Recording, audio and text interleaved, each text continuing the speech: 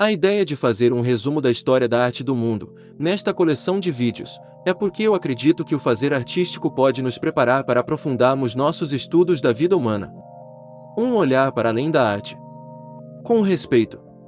Meu intuito será fornecer ferramentas para a pesquisa e nos preparar para a criatividade, ativar o processo e evolução do nosso espírito investigativo. Imagine agora. É como procurar, em cada canto de um jardim, em plena Páscoa, os chocolates perdidos que nossos avós deixavam escondidos, acidentalmente por lá. Lembro-me de quando eles faziam isso na nossa infância, quando íamos almoçar para celebrar a Páscoa na casa deles. Colocavam os ovos de chocolates nos cantos das árvores, samambaias e arbustos espalhados no jardim. Tudo montado para despertar a curiosidade e o desejo da criança. Diziam: parece que o coelhinho passou por aqui. Vão lá fora procurar para ver se ele deixou algo para vocês. E certamente piedoso, quando a criança pequena ficava perdida, escondendo-se da avó e com grande cumplicidade com os netos, o avô apontava a posição dos ovos com a ponta do nariz. Incrível como podemos voltar à nossa infância com nossas lembranças. Agora vou pedir para você. Fique comigo neste vídeo para conhecer os nossos artistas ancestrais e também ficar mais perto da arte moderna. E você, sabe o que é arte moderna? Vou ajudá-lo a dar os primeiros passos na compreensão da nossa preciosa cultura humana. Agora, precisamos entender onde tudo começou. Entrar em uma cápsula do tempo imaginária. Ouvir os pesquisadores, cientistas e acadêmicos que nos acompanharão nessa jornada. Para isso, precisamos voltar no tempo até 25 mil anos. Um dos momentos dessa história que precisamos conhecer é o período paleolítico, o aurignaciano. E não importa qual seja a tua religião, o que importa mesmo, é aquilo que você traz no coração para investigar as estruturas que nos faz humanos. O que é importante para nós, é que você decidiu assistir a esta série. Então, são documentos históricos reais que precisamos observar.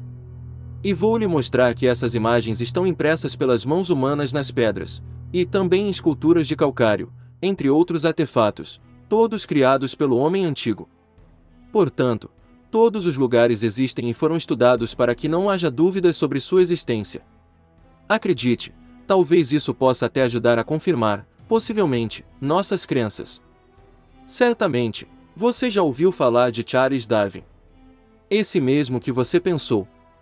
Foi ele quem criou a teoria da evolução das espécies. Darwin teve um amigo, botânico e entomologista, que é um ramo da zoologia que estuda insetos, chamado John Lubbock. E por que Lubbock é importante para nós neste início de conversa? Foi Lubbock que criou a palavra paleolítico, refere-se à velha idade da pedra. Do grego paleo, velho e lithos, pedra, uma época em que as ferramentas de pedra eram feitas usando a técnica de lascar, batendo umas nas outras. Esta foi uma época rica em inovações com sinais claros de criatividade artística. Neste ponto do início da história poderíamos acrescentar que certas inovações não são possíveis sem arte. E já no início da nossa investigação, vou pedir para você comentar como conheceu a teoria da evolução de Darwin que descreve o desenvolvimento das espécies que habitavam ou povoam o planeta Terra. Pode ser. Comente aí embaixo, nos comentários do vídeo. Eu prometo que irei olhar todos os comentários sem qualquer julgamento. Voltando ao nosso tópico. O Paleolítico foi a época da caça aos animais. Esse sistema desenvolveu-se fortemente neste período e sabemos disso porque pesquisadores e arqueólogos encontraram vários artefatos de caça, como pontas de chifres, ossos pontiagudos e pedras lascadas e laminadas. E é deste período que data a maior parte da arte de parede ou parietal. Uma arte parietal é a arte encontrada nas paredes. Então, agora podemos olhar melhor nossas cidades e tentar, de alguma forma, compreender o que as pessoas querem dizer quando picham uma parede. Agora que você sabe que os pichadores existiam há milhares de anos e atualmente essas artes são uma das ferramentas para estudar nossos ancestrais. O que você pode me dizer sobre isso? Sei que, com certeza, essa questão vale um comentário. Grotte Chauvet. Caverna de Chauvet, França. Outro momento importante, Para quem quer saber mais sobre nossa história e desenvolvimentos tecnológicos que aconteceram, do fazer artístico, usando a imaginação, é o período magdaleniano, período que teve como tendência de seus artesãos o de fazer objetos mais delicados com osso, ou de marfim ou de chifres de animais. As pontas de lança eram cuidadosamente esculpidas. Duc d'Audobert. Em Duc de Audobert, na França, um bisão modelado em barro. Ou, animais esculpidos em chifres de rena e presas de mamute. Tipo de arte muito semelhante ao que vimos em filmes como o do Pantera Negra. Seus criadores incluíram muita cultura africana para uma experiência mais visceral. Voltando ao tema. Este é o momento em que você pensa: isso não pode ser uma evolução tão revolucionária, afinal, ainda se acredita que vivíamos nas cavernas. Escuridão total. Medo do escuro, lembrando que até pouco tempo você pedia para deixar passar uma luz nas cortinas de seu quarto para sua mãe. Este é o período que os estudos definem como o primeiro momento da história da humanidade em que ocorrem manifestações artísticas. Com um aerógrafo composto por um canudo e um pote cheio de pigmento aquoso faziam imagens negativas de suas mãos. O aerógrafo, eu explico, é uma ferramenta de pintura em papel que é aerosol. Acredite, você conhece um aerógrafo. Imagine como eles fazem uma nova pintura no seu carro que você acabou de consertar por causa de um acidente. Eles terão que repintar. Irão usar, para essa nova pintura, um compressor e uma pistola de pintura. Então o aerógrafo tem o mesmo princípio, só que muito menor e parece uma caneta. As coisas estão indo bem. Está compreendido que as coisas se conectam até os dias atuais.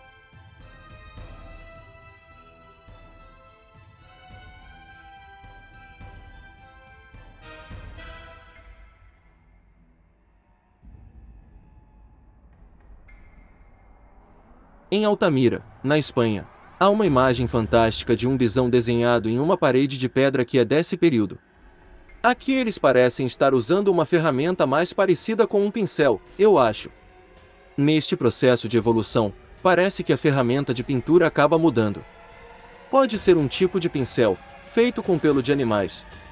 Aproveite, se for fazer algum comentário, se inscreva no canal e ative o sino da notificação. Obrigado! As ligações entre a arte portátil e parietal. A interação do orgânico com a pedra, como a lança e a ponta de lança, de pedra, une o místico com as ferramentas.